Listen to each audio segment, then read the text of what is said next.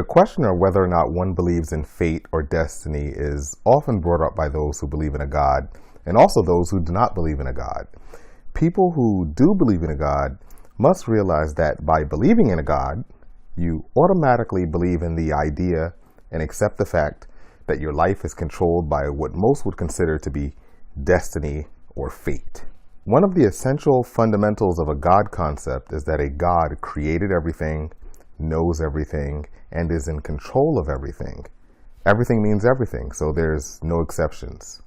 So therefore, because that's the case, a human life is created by a God, controlled by a God. Importantly, because God is supposed to be all-powerful and all-knowing, God allegedly already knows, let's say 1,000,000 years before you're even born, what kind of life you will have, what kind of life you will lead, and ultimately, what will be your demise. God knows all of this because of his nature.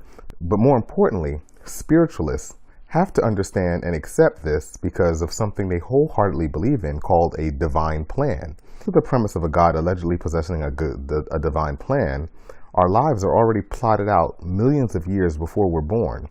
But wait a minute, one of the main selling points about God and religion is that we are supposed to have something called free will.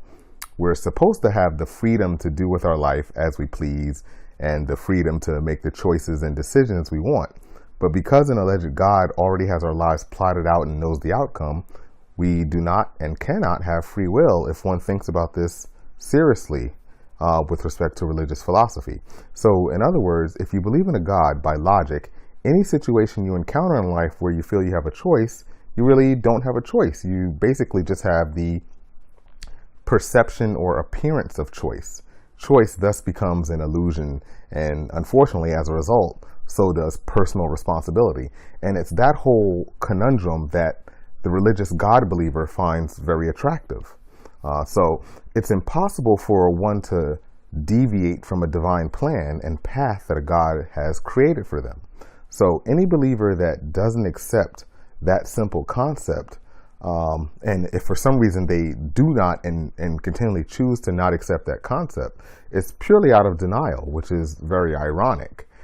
Many believers say things such as God knows how you're ultimately going to turn out, but he still presents you with the free will of choice to make your own decisions. But any thinking person immediately sees that this stance is nonsensical, because if a God creates us and is all-knowing and all-powerful, he therefore already has your life plotted out on the mighty chalkboard, so to speak. And because it's impossible to stray from the divine plan we all allegedly have, we therefore have no real choice or choices in life. You simply have the appearance of choices or the perception of choices. Another defense or reply that the religionist often uses is that we do indeed somehow have choices in life because we are God-like or made in the image of God. Or you may sometimes hear that we have a covenant with God or something along those lines. That's an unsatisfying rebuttal. It's touted ad nauseum that we're made in the image of a God and that we are God-like, but humans are greater than 95% identical to gorillas. So, in other words, strangely, what the religious rebuttal hinges upon is that to be God-like, it's to be 95% genetically identical to a lowland gorilla. So I'm still sort of waiting to discern where does the matter of us having a choice or free will even fit into that equation of being 95% gorilla. Is it the other 5% that somehow magically endows us with free will handed down by a creator? Obviously, it's all nonsensical. It's more run-of-the-mill religious nonsense.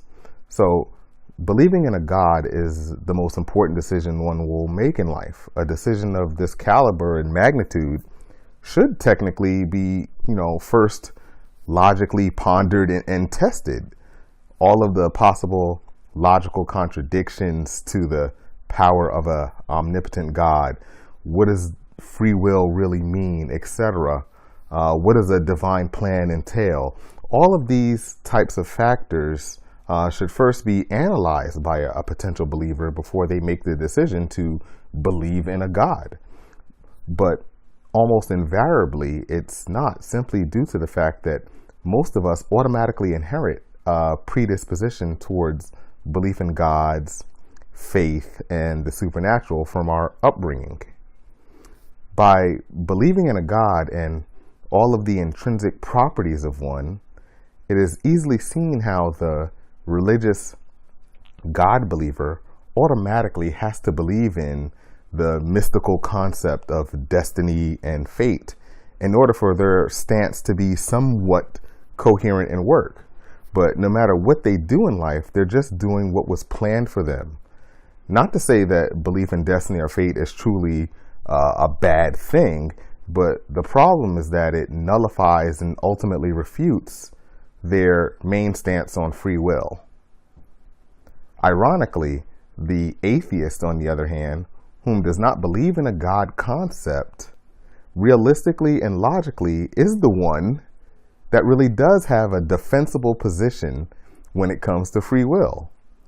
The atheist doesn't believe his or her life is controlled or planned by a higher power, so to speak. So therefore, they are truly free to make any choice, and it will really be them making the choice. It's really the individual.